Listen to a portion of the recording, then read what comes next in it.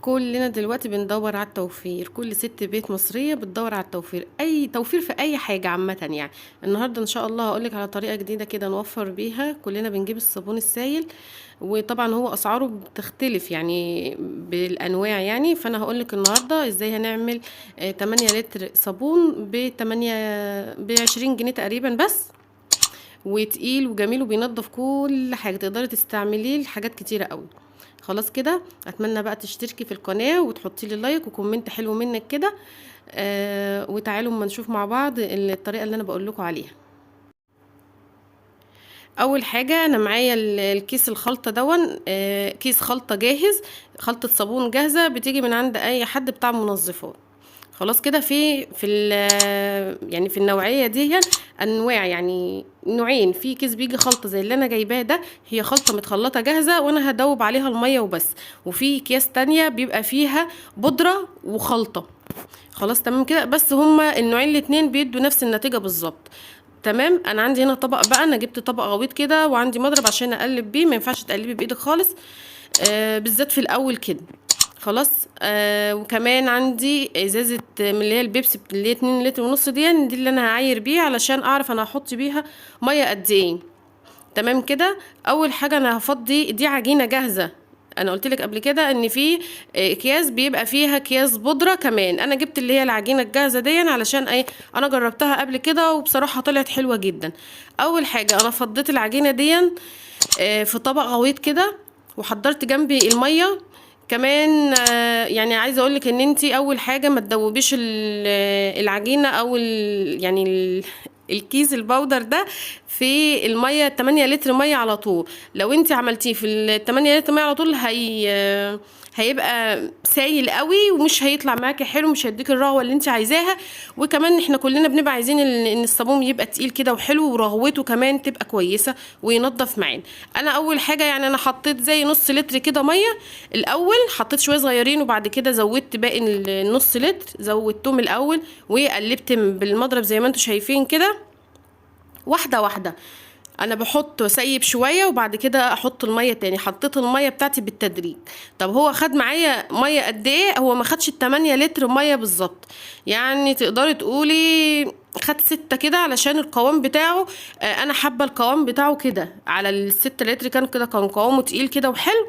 وكمان كانت الرغوه بتاعته ممتازه جدا وجميله تحفه بجد. وكمان عايزه اقول لكم ان هو بريحه الليمون بصراحه ريحته كانت جميل قوي. في حاجات تانية في منهم اللي هو اللي بيبقى عامل زي البريل اللي هو الازرق ده، فانا مش بحبه خالص خالص يعني. انا بحب دايما الصابون يا الاصفر يا الابيض، ما بحبش اللي هو التاني بريل ده. تمام كده. انا بقيت ازود ميه واحده واحده زي ما بقول لكم اهون.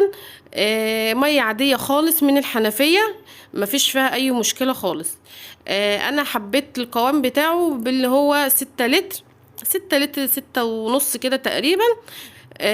كان قوامه حلو. كنت عملته مرة قبل كده وزودت ال8 لتر، كان سايب جدا كان عبارة عن مية، كنت ركنته وبقيت اغسل بيه الحمامات وامسح بيه واعمل بيه بقى كل، بصوا الحاجات التانية دي، انما ما كانش بينفعني خالص في غسيل المواعين. فعشان كده انا يعني انا بقول لكم يعني عشان الناس تاخد بالها. خلاص كده، انا اول حاجه انا حطيت 2 لتر ونص اهون، حطيتهم دوبتهم الاول في الطبق. شايفين اصلا الرغوه بتاعته عامله ازاي؟ بسم الله ما شاء الله، كان رغوته اصلا كانت جميله جدا.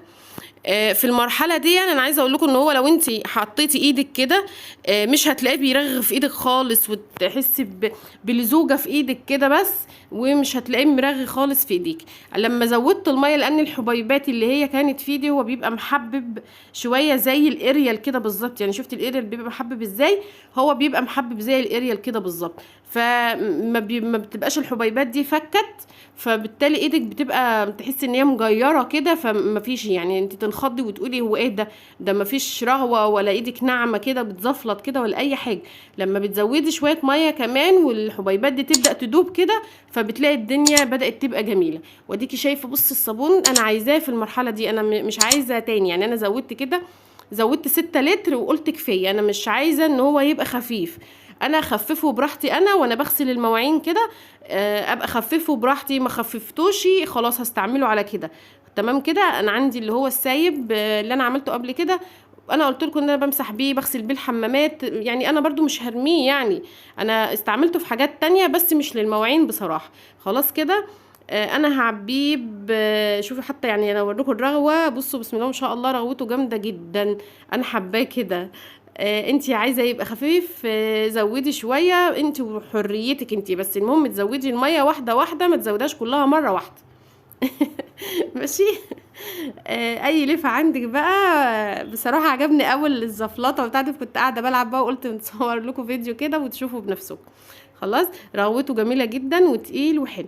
انا هعبيه عندي في ازايز، او عندي اللي هو الجيركن بتاع الصابون ده، في اي حاجه وحطيه عندك، مش هيجراله اي حاجه لو قعد فتره كبيره، لان الحاجات دي بيبقى عليها مواد تحفظه، يعني لا تعمل ريحه ولا، يعني في صابون لما بيقعد عندك فتره كبيره بتلاقيه عمل ريحه وحشه، فده لا، ما تخافيش، لو قعد عندك فتره كبيره لا هتلاقيه غير لونه ولا عمل ريحه ولا اي حاجه، الحمد لله يعني حلو.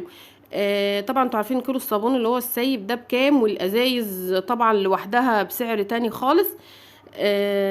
كان رخيص قبل كده، بس دلوقتي بصراحة بقت الازايز اللي هي البريل وفيبا والحاجات دي بقى اسعارها جامدة جدا، فمش كل الناس هتقدر تجيبها، فده يبقى حلو ليكي وكويس وبيوفر معاكي، والله يوفر يعني.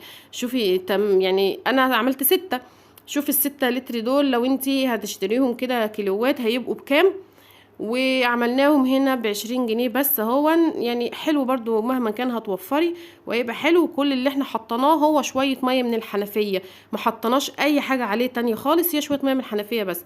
شايفين الرغوة بتاعته جامدة جدا وحلو خالص خالص خالص، وريحته جميلة جدا، ريحة الليمون يعني كانت مالية الدنيا يعني. اتمنى بقى الفيديو يعجبكم، ما تنسونيش في اللايك واشتراك في القناة وكومنت حلو منكم كده كمان، يعني اللايك والكومنت كده لما بيبقوا كتير بيرفعوا الفيديو، بيخلي عليه نسبة مشاهدة كده كويسة، فاتمنى ان انتم ما تبخلوش عليا، وانا ما ببخلش على اي حد لما بيسألني على اي حاجة، انا برد عليه على طول وما بكونش بخيل، فما تكونوش بخلة انتوا كمان، ومع السلامة.